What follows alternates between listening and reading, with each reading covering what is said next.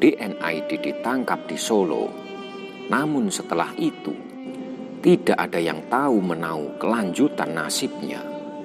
Bahkan di mana lokasi makamnya, semua gelap. Tapi konon ia dimakamkan di Boyolali, di sebuah tempat yang tidak disangka-sangka.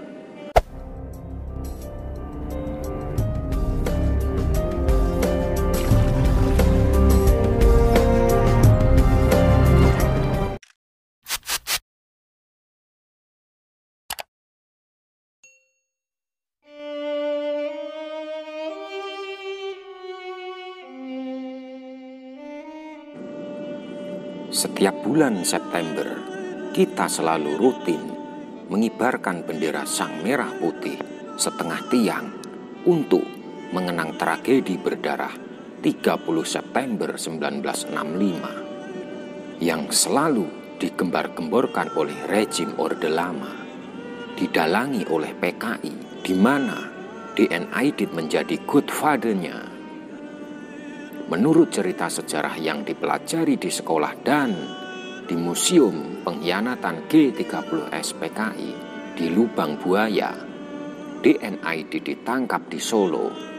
Namun setelah itu, tidak ada yang tahu menahu kelanjutan nasibnya. Bahkan di mana lokasi makamnya, semua gelap.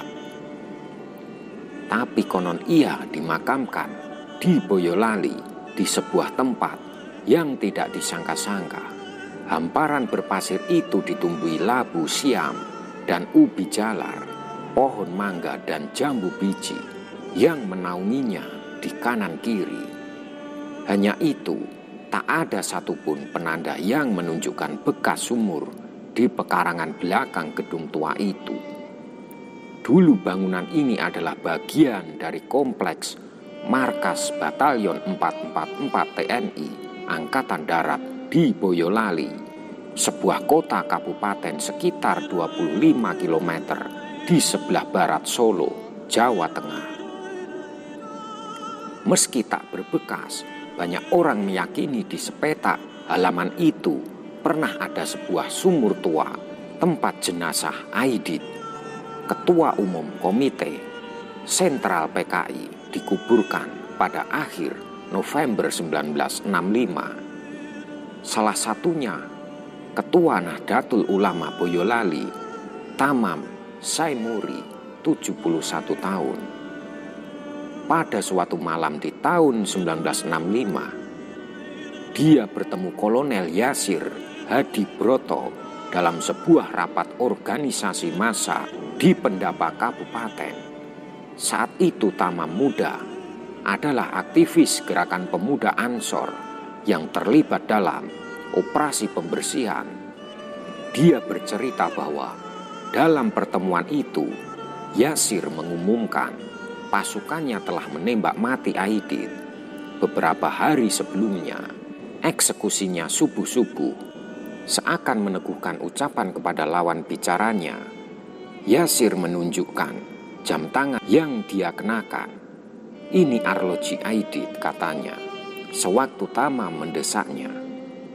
Menceritakan bagaimana pucuk pimpinan PKI itu tewas, Yasir berujar, dia diberondong senapan AK sampai habis 1 magasin. Sejumlah sumber lain membenarkan cerita Tamam. Setelah puluhan tahun, cerita itu sampai juga ke telinga putra Aidit, Ilham. 4 tahun lalu dia memutuskan datang sendiri ke tempat yang diduga sebagai pusara ayahnya. Sejak lulus kuliah sampai 1998, saya selalu mencari kuburan ayah dengan sembunyi-sembunyi, katanya. Tatkala dihubungi pekan lalu, saat itu dia hanya berbekal sepotong informasi dari koran bahwa Aidit tewas ditembak di Boyolali. Berbilang kawan dekat ayahnya dia tanyai, tapi tak ada satupun yang tahu nasib Aidit selepas meninggalkan ibu kota. Menemukan makam Aidit bukan perkara mudah. Bahkan bagi anaknya sekalipun, ada upaya sistematis untuk membuat peristirahatan terakhir Aidit dilupakan orang. Sumur tua itu misalnya sampai 2 kali diuruk batu setelah November 1965. Komplek gedung markas Batalion 444 juga dibongkar dan kini hanya menyisakan sebuah gedung tua. Gedung itu sekarang digunakan sebagai Mes Pegawai Komando Distrik Militer Kodim Boyolali. Batalion 444 dikenal sebagai kesatuan tentara pro-komunis. Salah satu komandan kompinya adalah Letnan Kolonel Untung Samsuri yang kemudian memimpin operasi penculikan sejumlah jenderal pada malam 30 September. Tahun-tahun menjelang 1965, Boyolali juga dikenal sebagai basis PKI Jawa Tengah.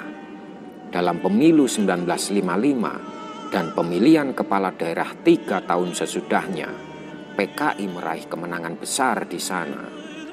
Pencarian ilham baru berbuah ketika sebuah lembaga swadaya masyarakat lokal di Boyolali menghubunginya dan menceritakan temuan mereka.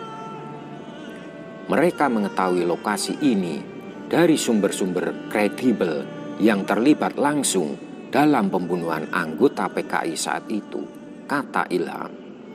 Seperti dilansir majalah Tempo, seorang penghuni di Mes Kodim membenarkan pekarangan belakang gedung itu disebut-sebut sebagai lokasi kuburan Aidit. Dia menambahkan, telah lama warga setempat berusaha menghindari bekas sumur tua itu. Pernah ada orang yang mau membuat bak sampah tepat di atasnya, tapi cangkulnya membentur batu keras. Katanya saat bergeser beberapa meter ke samping, justru muncul pecahan tulang tempurung tengkorak. Lubang itu buru-buru ditutup lagi.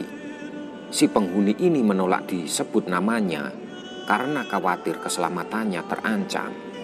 Tak sampai 100 meter dari lokasi itu, ada sebuah tanah lapang lain yang juga disebut-sebut berhubungan dengan Aidit. Di sanalah konon Aidit, yang juga menjabat wakil ketua majelis MPR sementara itu, ditembak mati. Pekarangan tersebut bagian dari satu rumah berarsitektur tua di belakang gedung Bank Pembangunan Daerah Jawa Tengah. Kini rumah itu tampak terkesan tak terurus dan ditempati 5 keluarga berbeda. Jadi setelah ditembak di sana, baru jenazahnya dimasukkan ke sumur di sebelahnya, kata Ilham. Pada 1965, rumah itu digunakan sebagai sekolah pendidikan guru. Lokasinya tak jauh dari Pasar Boyolali yang berhadap-hadapan dengan markas pos militer Kodim Boyolali dan gedung yang dulu digunakan sebagai sekretariat PKI. Mbah Jungkung, seorang pensiun pegawai negeri setempat yang banyak mengetahui ihwal kejadian pada masa itu, membenarkan kisah Ilham. Bahkan menurut dia, gedung sekolah itu dahulu dijadikan semacam kamp tahanan. Para anggota dan simpatisan PKI dikumpulkan di situ sebelum dieksekusi. Ketika akhirnya berdiri di samping pusara ayahnya pada 2003 lalu, Ilham mengaku tak kuasa menahan getaran hatinya. Naluri saya mengatakan memang disinilah tempatnya, katanya dengan suara tercekat. Putra Aidit itu juga mengaku memendam keinginan untuk memindahkan jenazah ayahnya ke tempat yang layak, tapi mungkin belum bisa sekarang, katanya. Pelan-pelan, kami harus bersabar. Demikianlah informasi tentang lokasi makam DN Aidit, ketua PKI, yang akhir-akhir ini terkuak. Terima kasih.